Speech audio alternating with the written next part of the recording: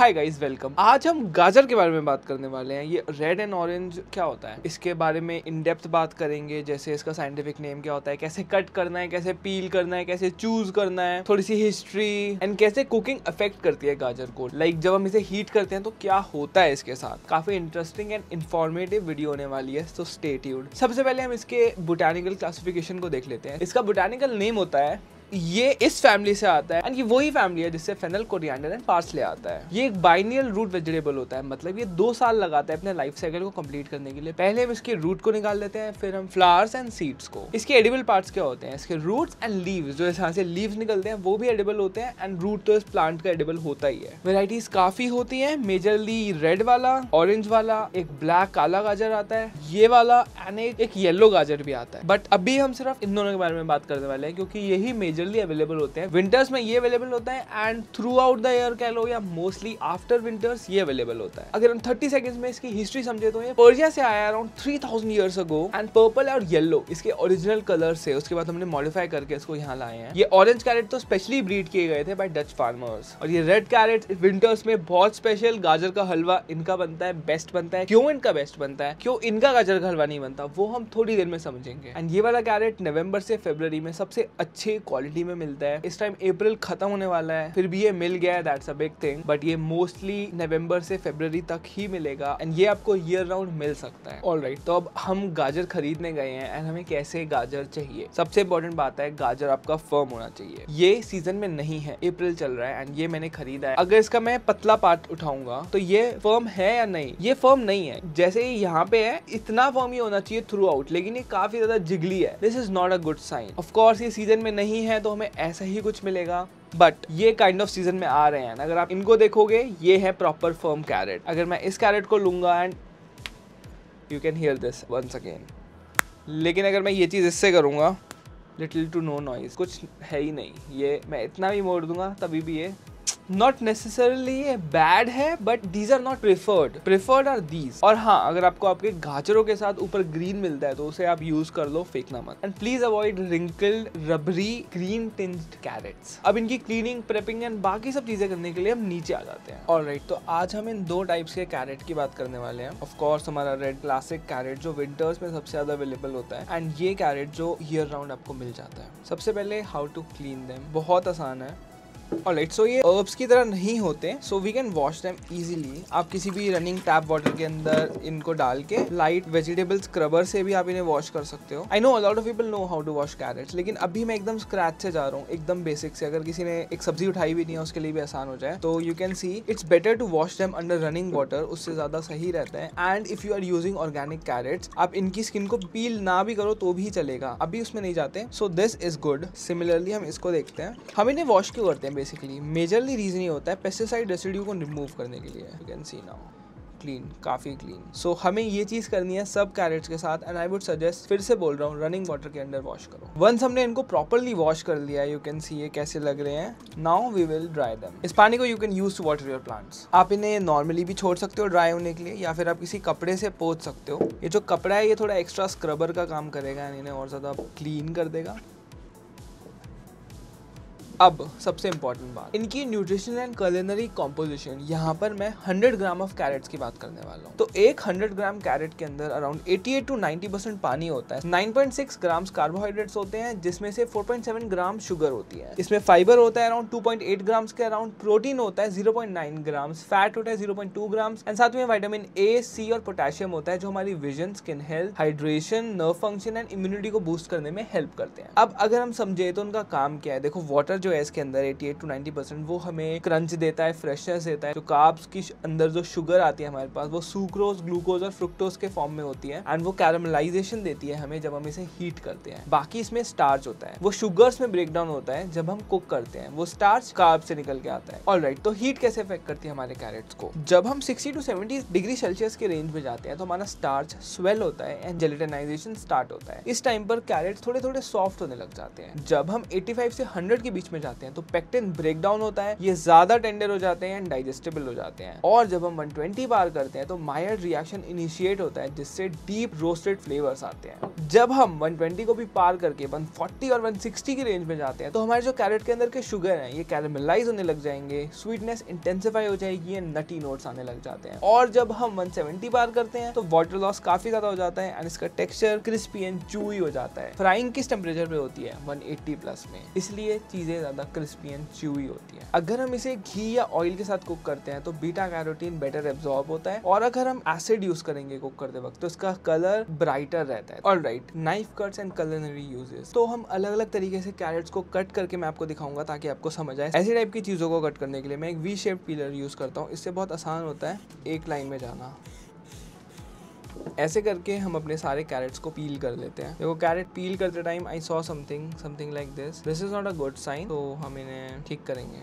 अगर आप organic crates use कर रहे हो या फिर आप श्योर हो कि जहाँ से भी आपने कैरेट्स खरीदे हैं वो जगह सही है, then you don't need to peel the skin, because majorly हम पील इसलिए करते हैं एक तो डर्ट रिमूव हो जाए, साथ ही में पेस्टिसाइड्स भी रिमूव हो जाए। लेकिन अगर किसी सही फार्मर ने आपको सेल किया है जो पेस्टिसाइड फ्री है तो इसकी स्किन में काफी ज्यादा बेनिफिट्स होते हैं। तो मैंने अपने सारे कैरेट्स को पील कर लिया है। Now what about these skins? मैं आपको सजेस्ट करूंगा प्लीज इनको थ्रो मत करो। अगर आप एक कंपोस्ट पिट बनाते हो इनसे, that will be a very good thing. अगर आपको नहीं बतानी तो आप किसी जानवर को खिला दो। मैंने एक कंपोस्ट पिट बनाई हुई है, मैं ये सब उसमें ट्रांसफर करूंगा जाके। I will not throw them. So ये हमारे क्लीन्ड कैरेट्स हैं। अगर आप अभी ही फाइनल यूज करना चाहते हो तो इसके हेड को आप ऐसे रिमूव करोगे एंड इसके बॉटम को भी रिमूव करोगे। Boom, your carrots are ready to be used. But हम इनके फर्दर कट्स लेते हैं तो उसके लिए हम इनको साइड रखते हैं।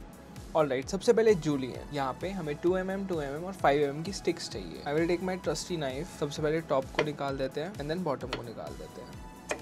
हम 5 सेंटीमीटर पे कट मारेंगे ना। ऑलरेडी अच्छे से स्टैंड हो रहा है तो हम इसको ऐसी स्टिक्स में कट करेंगे। परफेक्ट। इसको हम साइड रखेंगे, टॉप एंड बॉटम को साइड रखते हैं। Perfect. Now this is something I call julienne. Next, batonnet. Same चीज है बट थोड़ा मोटा। कैसे? हम कट करेंगे। Let's find my trusty Wusthof. नाउ पहले हमने 2 mm के स्लाइसेस लिए थे, अब हम उससे मोटा लेंगे, अराउंड 3 times मोटा। टॉप एंड बॉटम को हम अभी के लिए साइड करेंगे and we can see this. There we have it. ये हमारे बैटोनेट्स हो गए। अब हम इसी जूलियन के ऊपर बिल्ड करने वाले हैं। कैसे? इस टाइम पर हमें लेंथ की टेंशन नहीं है, हमें 2 mm ईच के डाइसेस चाहिए। तो हम इसे कट करते हैं।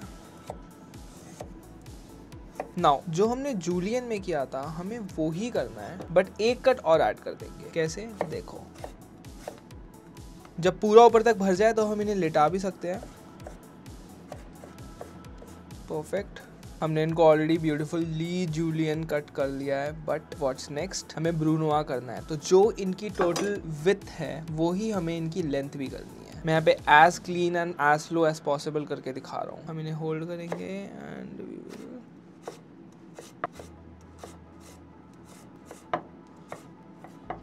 Perfect. So here we have it, हमारे ब्रूनोआ। Next, small dice. अपने कैरेट को लो, cut the top, cut the bottom. अब जूलियन का छोटा भाई ब्रूनोआ है तो बैटोनेट का छोटा भाई स्मॉल डाइस है।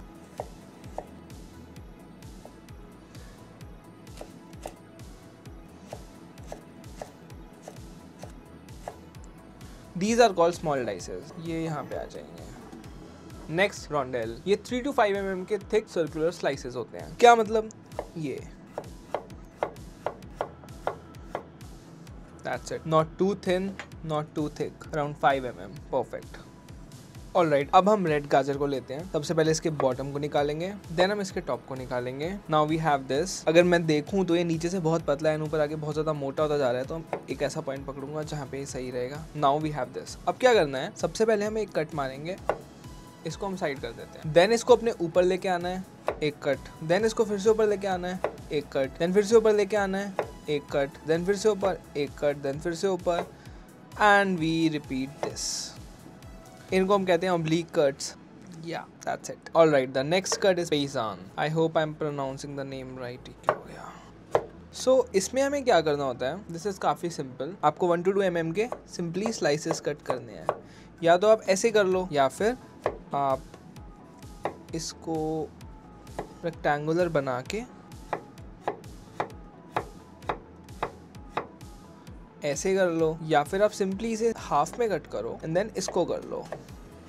पेजान basically means a rough chop. तो जो भी कैरेट का शेप आपके पास अवेलेबल है उसे ट्रिम करने के बाद उसको आप यूज कर सकते हो एज अ पेजान। परफेक्ट। ऑलराइट, ये हमारे बेसिक कट्स हैं। इसमें आप और ज्यादा डीप भी जा सकते हो, जैसे ये आपने इतना मोटा काटा है, इससे भी मोटा जा सकते हो। ये जो है आप इनको और बड़ा कर सकते हो। Similarly with these oblique cuts, brunoise, julienne, batonnet, small dice, rondelle, oblique cuts, paysanne, paysanne, I don't remember how to pronounce it. इन सब में आप थोड़ा बहुत चेंजेस भी कर सकते हो। जूलियन को और पतला कर सकते हो, जैसे नूडल्स में हम लोग खाते हैं, आप इन्हें और फाइन कर सकते हो, मिन्स लेवल पे जा सकते हो। It's just completely your thing, but these are the major cuts जो हम यूज करते हैं।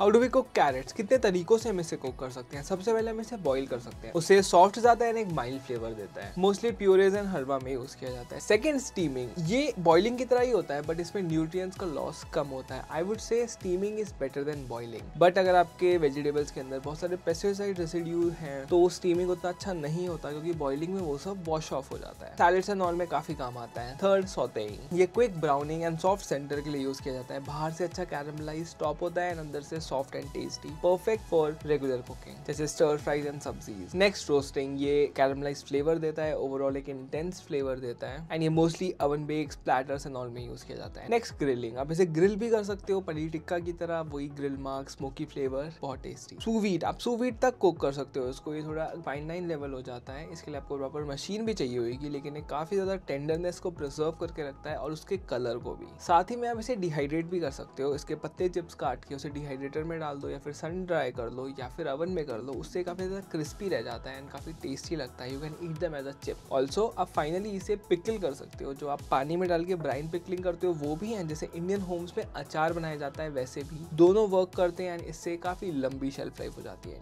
अगर हम इसकी फ्लेवर पेयरिंग्स की बात करें तो ये सिट्रस के साथ बहुत अच्छा जाता है, क्योंकि एक तो वो इसका कलर रिटेन करता है एंड इसकी अर्दीनेस को कट करके ब्राइटली पुट फोर्थ करता है। सिट्रस जैसे ऑरेंज और लेमन। एंड स्पाइसेस में बोले तो क्यूमेन एंड कोरिएंडर के साथ ये काफी अच्छा जाता है, बिकॉज ये अर्दी स्पाइसेस है एंड इसके नेचुरल फ्लेवर्स को एनहांस करते हैं। चीजेस में ये सॉफ्ट चीजेस जैसे गोट चीज या पनीर के साथ बहुत अच्छा जाता है। ये क्रीमीनेस को बैलेंस करता है अपनी स्वीटनेस से। जैसे हमने बात की है सिट्रस के साथ अच्छा जाता है, वैसे ही ये सिट्रस में एक और जोन अपना विनेगर और योगर्ट, उनके साथ भी अच्छा जाता है। बेसिकली हम एसिड्स के साथ देख रहे हैं, काफी अच्छा कॉम्बिनेशन बना रहा है, बिकॉज ये इनहेरेंटली थोड़ा सा स्वीट भी होता है एंड अर्दी भी होता है, तो ये उसको उसकी अर्दीनेस को कट करते हैं, जो ब्यूटीफुली कॉम्प्लीमेंट करते हैं। काफी लोग इसे वॉलनट्स के साथ भी पसंद करते हैं, ये टेक्सचर एंड क्रंच देता है। इंडियन क्यूजीन में ये आलू गाजर मटर, गाजर का हलवा, इनफैक्ट बेकिंग में कैरेट केक बहुत फेमस है, मेरे को भी बहुत पर्सनली अच्छा लगता है। How to store and preserve carrot? ये आप सिंपली रेफ्रिजरेटर में रख सकते हो, या फिर व्हाट आई डू इज मैं इनको वॉश, क्लीन, ट्रिम करके अच्छे से कट करके इनको एक जिपलॉक बैग में या किसी एयरटाइट कंटेनर में डाल के फ्रीजर में रख देता हूँ, उससे ये